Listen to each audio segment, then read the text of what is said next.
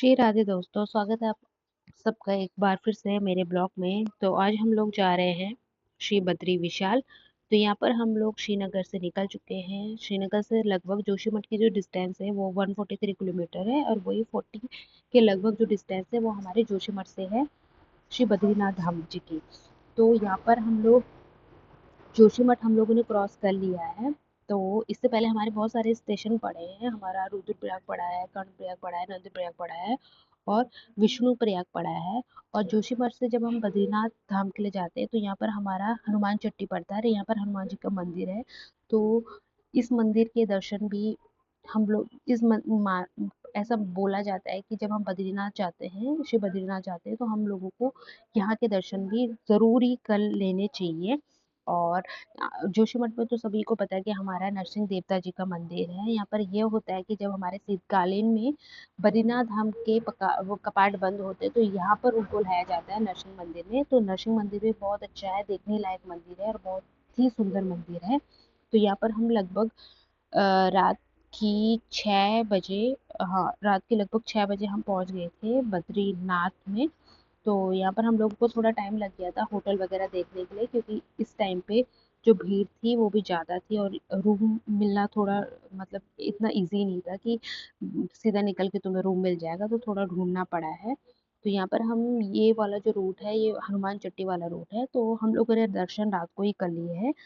तो अब हम लोग नेक्स्ट डे हम निकल चुके थे माणा के लिए। तो माणा में भी बहुत सारी जगह है घूमने के लिए, लेकिन हमारा मेन था कि हमें वसुधारा जाना है। तो वसुधारा के लिए हम सबसे पहले पहुंचे थे हम सरस्वती मंदिर में। तो ये जो है हमारा सरस्वती मंदिर है, यहाँ पर सरस्वती नदी भी बहती है, और ये जो नदी है वो देखने लायक है। इतनी खतरनाक लगती है, देखने में ही देख के ही इसको डर लग जाता है। और आप लोग जैसे आवाज़ सुन रहे होंगे तो कितना खतरनाक इसमें जो रहता है भाव रहता है। मतलब इसकी जो ये छींटे हैं ना, उसकी बूंदें वो भी ऊपर तक आती रहती है। तो ये देखिए यहाँ पर कितना खतरनाक ये हो रखा है। ये पानी के मतलब पानी के जोर से, मतलब ये जो पत्थर है वो इस तरीके से हो रखे हैं। तो यहाँ पर अब हम लोगों की ट्रैकिंग स्टार्ट होगी वसुधारा के लिए। तो लगभग बता रहे हैं कि 4 से 5 किलोमीटर है यहाँ पर। और सब लोगों का ये कहना है कि जो ट्रैक है वो सिंपल है, मतलब इतना टफ नहीं है। तो हम लोग अब चलेंगे वसुधारा के लिए। तो यहाँ पर हम सभी जा रहे हैं वसुधारा ट्रैक के लिए, क्योंकि रास्ता तो अभी हमें सही ही लग रहा है कि हाँ, ऐसे ही अगर रास्ता मिल गया तो आराम से, मतलब हम 1-2 घंटे में हम वहाँ से होके आ जाएंगे। हम लोगों ने यहाँ पर गलती ये की थी कि हमने अपने सारे कपड़े गाड़ी में रख दिए थे, क्योंकि माणा पहुँचते ही हम लोगों को मतलब थोड़ा गर्मी लग रही थी। तो हम लोगों ने सोचा कि ट्रैक करना है, पैदल रास्ता है, तो इनको कौन ले जाएगा, भारी होंगे। लेकिन यहाँ पर जैसे हम वसुधारा के नज़दीक पहुँच रहे थे तो वैसे जो थी ठंड बढ़ रही थी, क्योंकि यहाँ पर ना जो ऑलमोस्ट जो यहाँ पर पहाड़ियाँ थी वो बर्फ़ से ढकी हुई थी। देख सकते हैं आप यहाँ पर किस तरीके से, ये तो अभी दूर से लग रहा है, लेकिन अभी जब हम आगे और पास जाते हैं तो बर्फ और पास हमें देखने को मिलती है।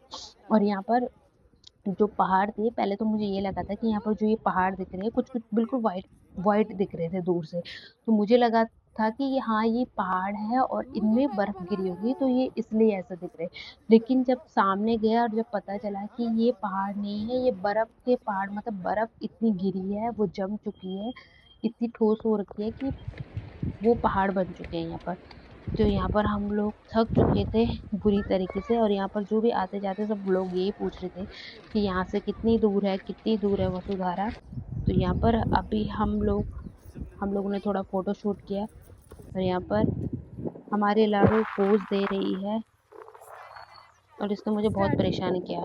अब ऐसी फोटो लो, अब मैं यहाँ पर यहाँ पर गिर भी गई थी और पोज देने पे लगी हुई थी। यहाँ पर हुआ ये कि जो मेरे जीजू लोग थे वो तो उन्होंने तो हाथ खड़े कर दिए थे कि हम लोग नहीं ट्राई कर पाएंगे, क्योंकि आगे जाते जाते बर्फीली हवाएं चल रही थी, और सच में ही वो जो हवाएं थी वो कानों में, गले में, मुझे तो वहाँ जा मतलब थोड़ा और डिस्टेंस कवर करने के बाद ही मुझे लग गया था कि हाँ, मतलब मेरे गला तो गया मेरा अब, क्योंकि हम लोगों ने ऐसा कोई मतलब स्वेटर वगैरह तो ले नहीं गए थे। तो यहाँ पर बहुत अच्छा लग रहा था, लेकिन देखने लायक है यहाँ पर, और लोग काफ़ी आ रहे थे यहाँ पर। तो अभी तो ये बता रही थी कि अभी तो मतलब ये कम है, मतलब अभी तो यहाँ बर्फ है ही नहीं, ये ट्रैकिंग वाले रास्ते में बर्फ है ही नहीं।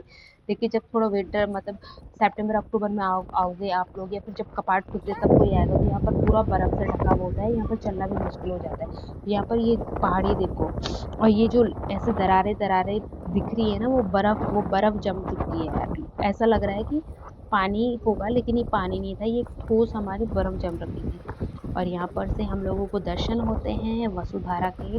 तो फाइनली एक सुकून मिलता है कि चलो इतना लंबा ट्रैक करने के बाद हमने, और ये पूरा है, ये बर्फ का पहाड़ पहाड़ टाइप का ये बन चुका है। और यहाँ पर ये जो ये बर्फ ही थी, ये पानी लग रहा है लेकिन ये बर्फ ही ऊपर से नीचे आ रही थी। तो यहाँ पर सब लोग की मान्यता ये है कि मतलब ये वाला जल ले जाना चाहिए, बहुत ही पवित्र माना जाता है। और ऐसा बोलते हैं कि जो पापी लोग होते हैं उनमें ये जो वसुधारा है, इनकी इनकी बूंद नहीं पड़ती, लेकिन ऐसा कुछ नहीं था।